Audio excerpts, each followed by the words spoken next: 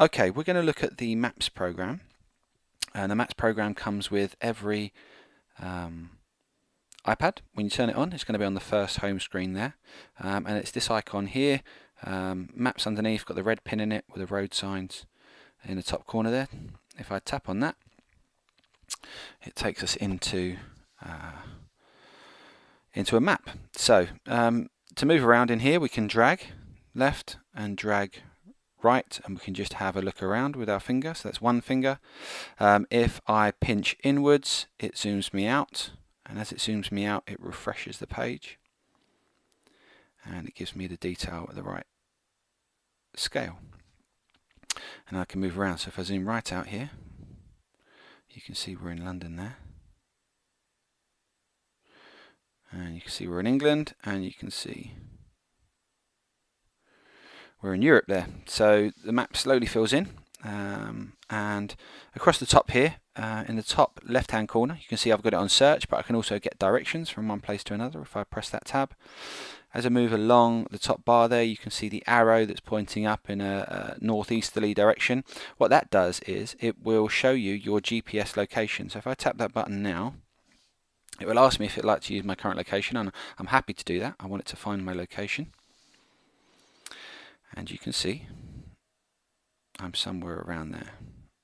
Okay, so that shows you your location and where you are, and the little blue dot in the center of the screen there. So that's an interesting thing to look at. And we can zoom out of there. We've got some bookmarks, but we'll look at later. And we've got a search. So if we're looking for something, so say we searched for, let's search for a place. Let's search for Paris, and search, and straight away it takes us to Paris. So whenever you search for somewhere, you get this red pin going, and you get an information box, and you can get directions to and from there. Add to contact, share location. Add to bookmarks is interesting. So if you're a teacher and you're looking at using different places and you want to jump to them quickly without searching, if I click add to bookmarks in this window here in the bottom right, I can give it a name. Let's leave it as Paris and save it. And then up in my bookmarks here, when I click on my bookmarks on the top just next to the search field, I'd get Paris, and I can jump back to Paris. I can jump back to Ellsfield in Wandsworth, which is what we're going to be using in a minute for a little demonstration. And so what we've got here, what happens is if you want to drop a pin onto the screen, so let's go into a bit further into London, let's go down onto Tower Bridge. So here we go, Tower Bridge. So let's get roughly close to Tower Bridge.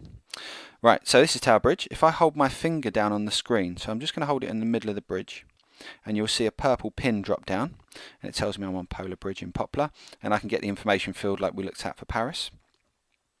But when you click on that purple pin, you see at the left hand side you've got this white representation of a person with an orange background.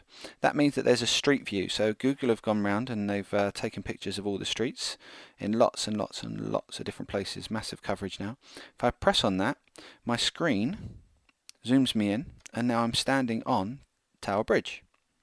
So I can, same way we do in the maps, I can use one finger and I can drag and I can have a look around. So I can have a look at Tower Bridge. Sun's up there in the way a bit, cars coming through, lots of people doing their tourism. We can look at the boats on the Thames, we can look at the buildings around there, and I can just drag around with my finger and have a look.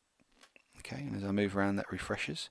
And you can see on the road here, it tells me I'm on Tower Bridge Road, and there's a little white arrow on the screen, right in the middle of the screen, and as you tap it, it may take a little while to refresh and stop being pixelated, but you can actually walk along this street. So if we wanted to walk down Tower Bridge, so if I keep pressing that arrow that's appearing there, we're not too worried about it refreshing. Let's just follow this bus down the road, because I know that once we come out of the other side of the bridge here and we turn around, we've got the Tower of London.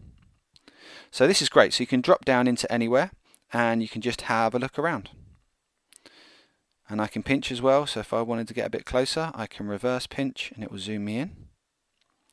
So I can walk around the Tower of London, walk through the Tower Bridge, Doesn't have to be London, can be absolutely anywhere you like, so it's fantastic. So it can get you into all sorts of different places. So you can see down in the bottom right hand corner here I've got a circle with a map view on it. So I press on that and it brings me out of the street view and back into my map. So this is what I'm thinking.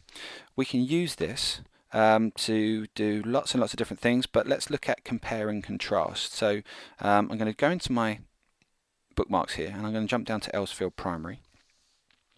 And I've already got it in my bookmark. I've got the red pin in there, and I'm going to click the orange tab there. So if I was in Elsfield Primary, I'd be looking around here. I'd be looking at my school and going, that is a pretty big school. Nice big playground around the outside. And let's look out on the street here. So opposite, I've got lots of cars on both sides of the road. Lots of houses really close together, all in a nice line. That's interesting. And look, we've got a pay and display meter here, so we can zoom into that. So there's lots of parking going on here. It looks very busy. That's interesting. Okay, now, hold that thought.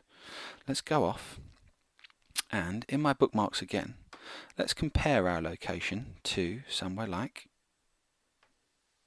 now I think it's called St Mabin C of E School, and this is down in Cornwall. So let's zoom out a bit just so we know where it is.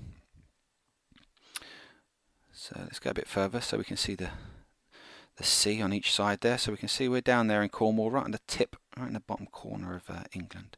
So we're going to zoom back in and we're going to have a look at the location of St Mabin. So press my little orange guy, drop down onto the street, straight away, a bit more green there. A very small road here. We haven't found the school yet. Let's have a look. Oh, look at that shop. Look at that post office opposite. It's quite a small shop, isn't it? Let's have a look. Not many cars. I think there's 2 cars there. And look, this is the school. So let's get a bit closer to the school here by clicking the arrow to get closer. Now look at that. There's a big difference between that school and Elsfield, isn't there? Let's have a little walk down here. So yeah, this is definitely St Mabin C of E School. It's right in the middle of a little village. So we walk round. Look, can you see the views in the background there? Lots and lots of greenery. The houses are all different. You remember the houses back in Elsfield? They were all in a straight line and they all look really similar. And I can't see any parking meters because there's not that many cars to worry about parking meters, is there? So I can look around, and if I wanted to take a picture, it's quite a nice function. So it's the normal screen grab function. So say I wanted to take a picture of St Mabin here. I'm going to hold down my home button, click my lock button, and you'll see the screen flash.